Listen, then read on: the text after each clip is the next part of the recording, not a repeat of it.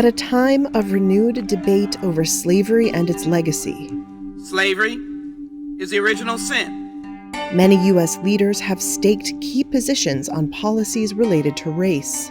This legislation will not erase centuries of systemic racism and excessive policing in America. But what about their own family ties to slaveholding? A first-of-its-kind Reuters examination reveals the extent of the connections between America's most influential public officials and what is commonly called the country's original sin. Reuters found that 118 of America's most powerful leaders have direct ancestors who enslaved Black people.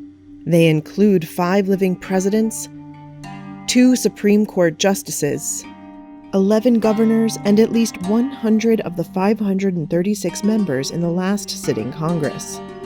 Reuters sought to understand what it means for them to learn in personal, specific, and sometimes graphic ways the facts behind their own family's part in slavery. Few of the leaders were willing to talk to us, however. A team of reporters traced the family trees of some of the most influential politicians in the country. Correspondent Tom Lasseter worked on the report.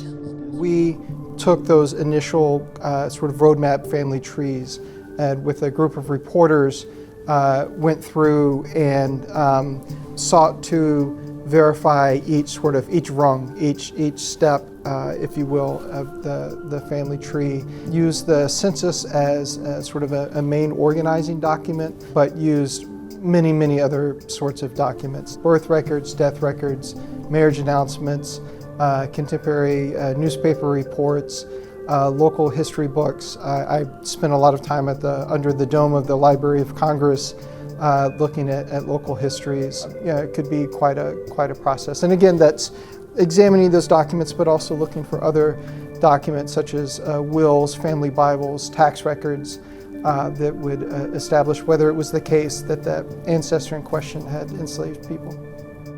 The Reuters research was vetted by board-certified genealogists who reviewed each case that linked a slaveholding ancestor to a contemporary leader.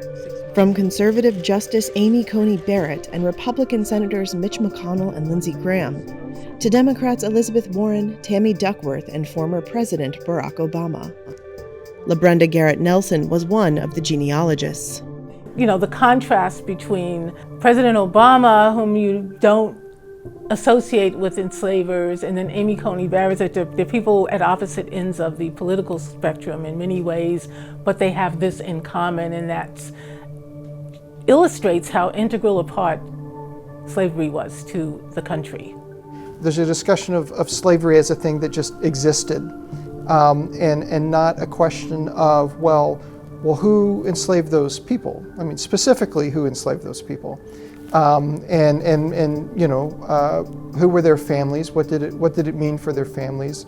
Who were the people who they enslaved? What did that mean not only for the enslaved, but for those who came after them, their descendants? And I think there's a first basic step of just establishment of facts. None of the 118 leaders identified by Reuters disputed the findings. Reuters made clear to each that it was not suggesting they were personally responsible for the actions of ancestors who lived 160 or more years ago. Even so, most remained silent on the subject. But Lasseter says the interviews Reuters did conduct were powerful, especially one with an Illinois member of Congress who called the information that Reuters unearthed gut-wrenching. I interviewed Senator Tammy Duckworth, who was familiar with the genealogy with the family tree, because her family had an amateur genealogist who really sort of mapped a lot of it out. But she did not know, this is through her father's side, which is from Virginia, that her ancestors had enslaved people. And you know, she just spoke very frankly about sort of her sense of pride of being a member of the Daughters of the American Revolution, that if she was going to sort of celebrate that part of her family heritage, that she needed to also reckon with and sort of look squarely at the fact that her ancestors, 2 of whom had enslaved people. California Representative Julia Brownlee told us she was hit to the very core to learn an ancestor had enslaved 2 adults and 1 child. I feel very much obligated to face up to my history, to learn my life and what happened, and to bend into it. I think it's important for each member of Congress in terms of their heritage, and it is important for them to know that and bend into it. I mean, we as policymakers, members of Congress, we want to move our country forward to sort of that more perfect union, if you will. But we can't do that without knowing the scars in our history as well. The Reuters findings come at a time of renewed and intense debate about slavery's legacy in the United States. A national reparations policy is a moral, democratic, and economic imperative. And what, if anything, lawmakers should do about myriad matters related to race. From protests over police treatment of Black people, to the removal of Civil War-era monuments to the Confederacy, to how to teach about slavery and racism in American classrooms.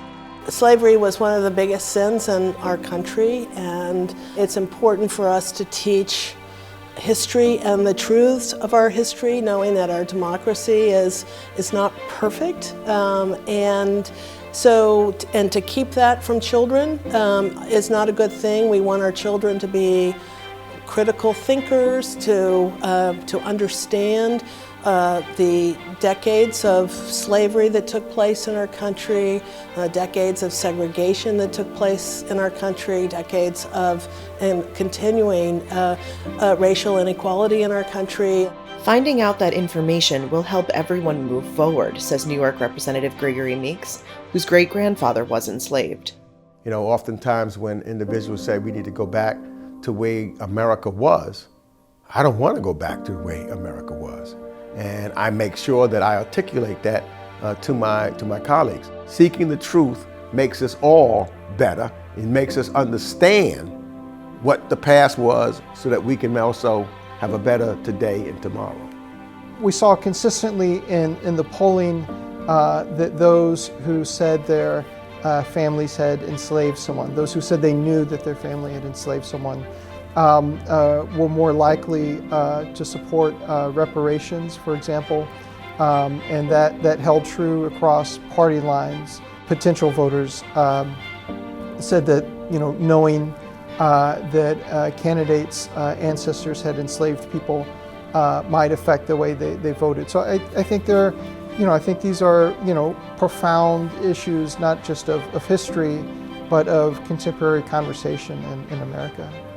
I really believe, especially with respect to this Reuters project, that some of the notables whose genealogies we reviewed will pause and think about what it means that they, again, were kind of indirect beneficiaries of slavery. It wasn't something that just happened 200 years ago.